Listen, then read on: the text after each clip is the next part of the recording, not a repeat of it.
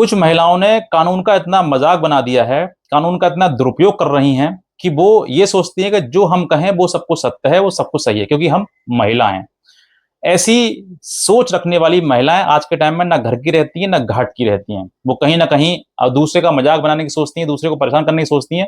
उनका खुद का मजाक बन जाता है और खुद कठपुतली बन जाती है कानून की। जैसे कानून कहती है वैसे आप वो करते हैं, लेकिन वो अपने परिवार को नहीं संभाल पाती हैं। क्यों? क्योंकि उनके मन में कहीं ना कहीं दुर्भाव है, उनके मन में कहीं ना कहीं दूसरे के व्यक्ति के प्रति जो है वो ऐसी भावना है जिससे उनका परिवार खुद का टूट जाता है, खराब हो जाता है। एक ऐसी ही घटना आपको बताना चाहूंगा कि एक ऑनरेबल एमपी हाई कोर्ट का एक जजमेंट है।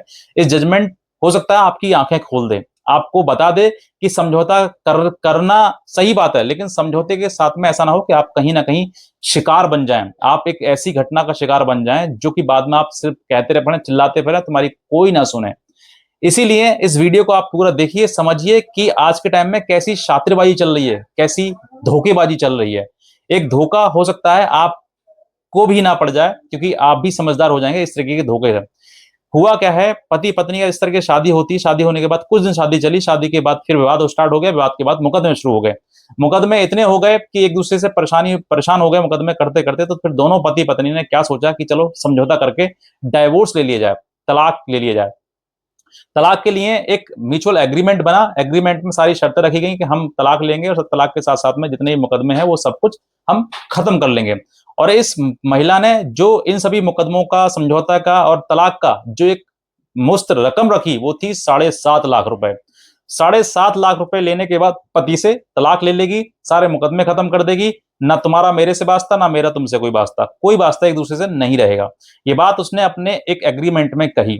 उसके बाद जब डाइवोर्स का, म्यूचुअल डाइवोर्स का उसने केस फाइल किया, मतलब दोनों पति पत्नी ने दोनों ही समझौते के आधार पर एक म्यूचुअल डाइवोर्स पर केस फाइल किया। और केस फाइल करने के बाद जब उसको रकम मिल गई 7.5 लाख रुपए की, उसने फर्स्ट टाइम पहली बार ही रकम ले ली। यहाँ ही पर गलती करी पति पक्ष ने, जो पहले एक बार में ही उसने पूरी रकम दे दी। कहीं ना कहीं उसको गलती हुई, कहीं ना कहीं वकील के द्वारा भी कहीं ना कहीं समझाया गया हो, तभी पैसा ले लिया गया हो। तो 7.5 लाख की उसने, जैसे ही फर्स्ट मोशन जो डाइवोर्स का होता है उसमें दो मोशन होते हैं, फर्स्ट मोशन और सेकंड मोशन। तो फर्स्ट मोशन में ही उसने 7.5 लाख रुपए अपने पास ले लिए, रिसीव कर लिए। और रिसीव करने के बाद उसने पत्रावली पर लिख भी दिया कि मैंने 7.5 लाख रुपए रिसीव कर लिए हैं। फर्स्ट मोशन के बाद जब सेकंड मोशन की डेट आई, 6 महीने की डेट पड़ती है अगली, और उस डेट पर अब उसको आई नहीं। आने के बाद पर कई बार उसने बुलावा दिया, पति ने भी, वकील ने भी कहा, तुमने मना कर दिया, मैं तलाक नहीं दूंगी। अब ये बात जो है, कई बार डेट्स पड़ी, डेट्स बढ़ते बढ़ते कोर्ट ने भी इंतजार करते छोड़ दिया, और लास्ट में फैमिली कोर्ट में जो म्यूचुअल डाइवोर्स का जो मुकदमा था, पिटीशन दायर किया गया था तलाक आपसी सहमति से, वो खारिज हो गया, डिसमिस हो गया। अब पति परेशान हो गया कि पैसा भी चला गया, डाइवोर्स भी नहीं हुआ और मुकदमे ज्यों के त्यों। अब ये सब चीजें परेशानी होने के बाद पति ने फिर एक कोशिश करी कि मैं अब जो है कंटेस्टेड डाइवोर्स डालूंगा, यानी कि एक तरफा तलाक, यानी कि पति सिर्फ डालेगा। पति ने फिर कंटेस्टेड डाइवोर्स डाला। कंटेस्टेड डाइवोर्स जैसे ही फाइल किया वैसे ही पत्नी पहुंच गई और कह रही, साहब मैं तलाक नहीं दूंगी। इस दौरान पत्नी ने section 24 HMA Hindu marriage act के तहत उसने अपनी एक एप्लीकेशन फाइल करी कि मुझे आने जाने का, वकील का खर्चा दिलाया जाए, क्योंकि ये अधिकार है साहब पत्नी का। अगर पति तलाक मुकदमा डालता है तो पत्नी को इतना पैसे के लिए ये सब कुछ करनी पड़ती है। सेक्शन 24 जैसे ही पत्नी ने डाली, कोर्ट ने देखा तो कहीं ना कहीं अलाउ ही करना होता है, अलाउ कर दिया। अलाउ के बाद जैसे किया वैसे ही पति जो हाई कोर्ट लेकर उसको पहुंच गया, MP हाई कोर्ट में, कि जो मेरी पत्नी है इससे पहले म्यूचुअल डाइवोर्स हुआ, लेकिन अब इसने डाइवोर्स नहीं दिया, डिसमिस हो गया, मेरे से 7.5 लाख रुपए ले लिए, अब ये मेरे से इंटरम मेंटेनेंस मांग रही है तलाक के लिए। कोर्ट ने देखा कि ये महिला जो है वाकई फ्रॉड कर रही है, और ये पैसे भी ले चुकी है, म्यूचुअल डाइवोर्स के लिए भी एग्री हो चुकी है, लेकिन अब डाइवोर्स नहीं दे रही। अब ये मेंटेनेंस के लिए, सेक्शन 24 के लिए फिर कोर्ट में आ गई। तो कोर्ट ने फटकार लगाई और इस इंटरिम मेंटेनेंस के लिए, जो मेंटेनेंस था सेक्शन 24 की जो एप्लीकेशन थी, उसको डिसमिस कर दिया। कि ऐसी महिलाएं जो इस तरीके से धोखाधड़ी कर रही है, इस तरीके से पति के साथ में प्रताड़ना कर रही है, ऐसी पत्नी कोई भी सेक्शन 24 के तहत मेंटेनेंस लेने की हकदारी नहीं है। सामने जजमेंट की कॉपी है, मैंने आपको लगाई हुई है, इसको पढ़ लीजिए, समझ लीजिए, और जिसको भी चाहिए आप दिए हुए नंबर पर संपर्क कर सकते हैं, मैं आपको जजमेंट की कॉपी भी प्रोवाइड कर दूंगा।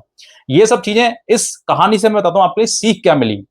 बहुत सारे ऐसे पति परिवार पक्ष हैं जो बहुत ज्यादा परेशान हैं, पीड़ित हैं, वो सोचते हैं भाई कैसे भी हो पैसा ले खत्म करे, हमसे कलेश काट ले, और वो कॉम्प्रोमाइज करते हैं। कॉम्प्रोमाइज के आधार पर सेक्शन 13 में वो म्यूचुअल डाइवोर्स के लिए मुकदमा फाइल करते हैं और पैसा सारा दे बैठते हैं। और मुकदमा भी कब तक होता है? फर्स्ट मोशन तक होता है, सेकंड मोशन में खत्म हो जाता है, यानी कि उनका वो जो समझौता था वो समझौता फिर नहीं होता है, दी एंड हो जाता है। और पत्नी अपनी बात पड़ी रहती है कि साहब मैं तो तलाक दूंगी नहीं।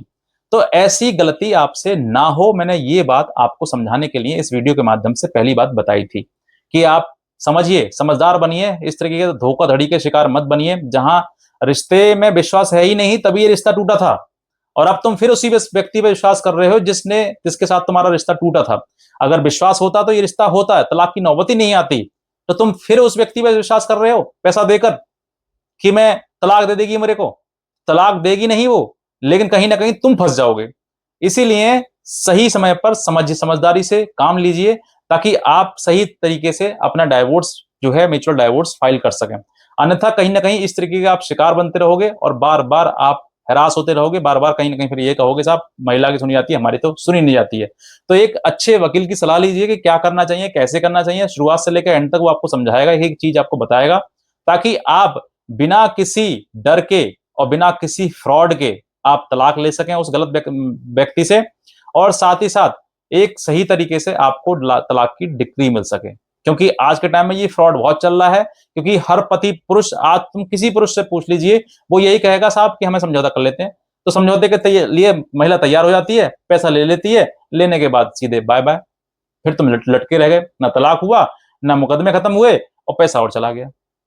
तो इस तरीके की धोखाधड़ी का शिकार आप मत बनिए बिल्कुल भी। अगर आप बनोगे तो कहीं ना कहीं बाद में पछताओगे, और फिर मेरा वीडियो तुम्हें को याद आएगा। इसीलिए समय रहते हुए मैं आपको समझा रहा हूं, इस वीडियो को शेयर कर दीजिए तो उन सभी लोगों के लिए जिनके मुकदमे चल रहे हैं और समझौते की बात कर रहे हैं। इतना कहना चाहूंगा।